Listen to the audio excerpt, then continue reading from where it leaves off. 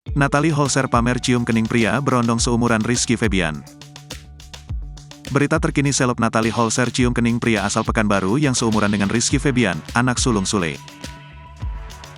Pria sepantaran Rizky Febian itu dicium keningnya oleh Natalie Holzer ketika sedang live TikTok bareng. Sontak perilaku Natalie Holzer mencium kening berondong seusia Rizky Febian mengundang perhatian banyak orang. Bahkan menimbulkan spekulasi jika pria asal Pekanbaru itu sebagai pacar baru Natalie Holzer. Tapi ada yang menduga hubungan Natalie Holzer dengan pria asal Pekanbaru ini hanya sekadar cari sensasi. Belakangan diketahui pria asal Pekanbaru yang beruntung dicium keningnya oleh Natalie Holzer bernama Yogi Ilham. Kini terungkap, ternyata Yogi Ilham masih berondong. Hal itu lantaran diketahui usia Yogi Ilham yang ternyata seumuran dengan Rizky Febian, anak sulung Sule. Diketahui, sosok Yogi Ilham merupakan pemuda asal Pekanbaru. Belakangan sosok Yogi Ilham menjadi sorotan lantaran diduga sebagai kekasih baru Natalie Holzer.